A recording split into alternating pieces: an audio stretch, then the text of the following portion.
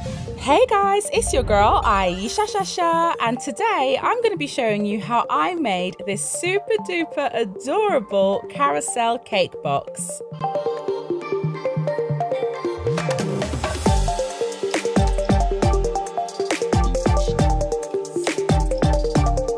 For this project, I'm going to be using the stuff that we got in the Sophie and Toffee June Elves box with the carousel theme. This theme I thought was absolutely adorable. Now, inside every single Elves box, you do get an instruction booklet, which is very handy because, yes, you definitely need to have instructions with this one. And you get a sort of like table of contents in it as well. Now, inside of our box, we got the pillar mold here and this little rocking horse mold. This is quite tricky. You do need to use the syringe that is provided because, yeah, doing it any other way, just no. This here is the base of the carousel, and what I was particularly impressed with was the actual design on it. I thought it was absolutely beautiful, and you can definitely tell that a lot of care has gone into the design of these molds, and also the quality of the molds is fantastic as well, as per usual. You do also get these lovely golden bezels here too, which are great for making jewelry, and you get this gorgeous glitter supplied as well. And next you also get this lovely metallic gold marker, which kind of shifts between gold and silver. It's very, very pretty. And you get a couple of bottles of UV resin and also some epoxy resin.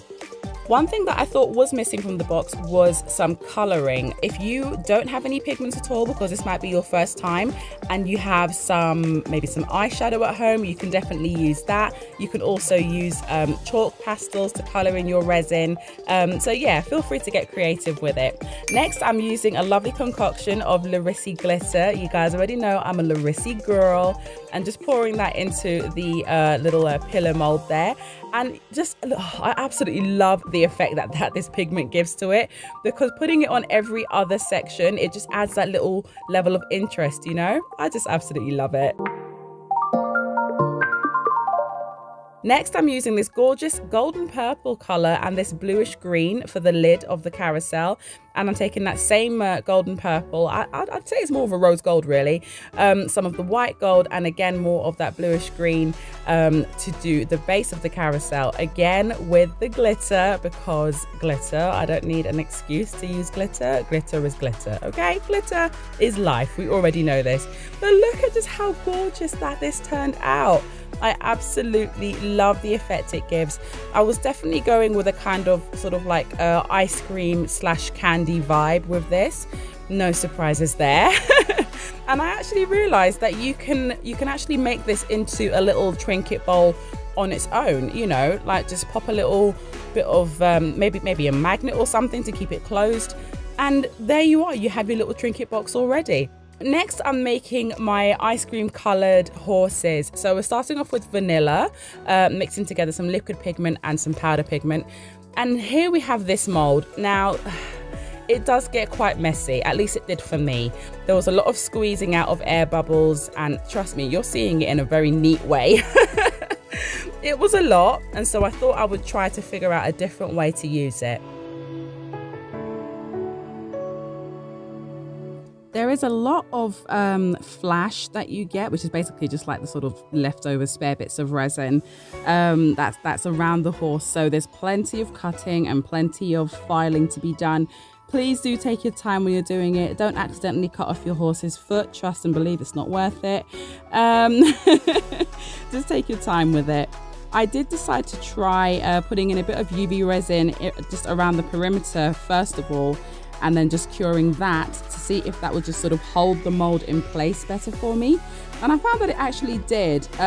You still get the same amount of flash happening, you still have a lot of cutting and trimming to do, but it just kept things a little bit steadier for me, and meant that I didn't have to, you know, sort of keep on like squeezing it up and down as much. So yeah, I thought that was probably the best way for me to use the mold. But once the horses were all cut out and filed away, they actually came out really, really nice. So here are my Neapolitan ice cream themed horses. Please let me know in the comments, when you were a kid, did you used to have Neapolitan ice cream with the strawberry, vanilla and chocolate flavors all in one? Do let me know which was your favorite flavor. For me, it definitely had to be chocolate. So now I'm adding in some sprinkles because you can't be having ice cream without sprinkles, obviously. I just wanted my horses to look like they were just galloping through a candy-filled field. Candy and edible glitter is basically what I was going for with this carousel.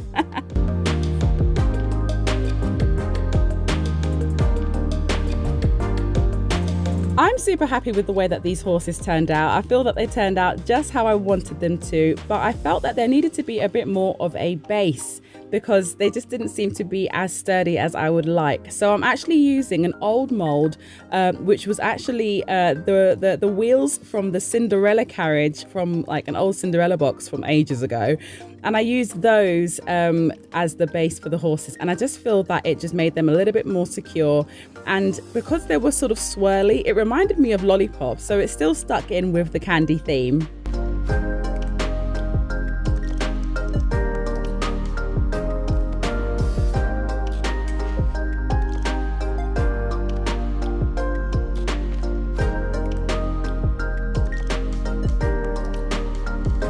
Now, a while back, I did mention to you that I wanted to start learning how to fake bake, which is basically make like cakes and sundaes out of cardboard and basically polyfiller or spackle or air dry clay or anything that just basically looks like cream.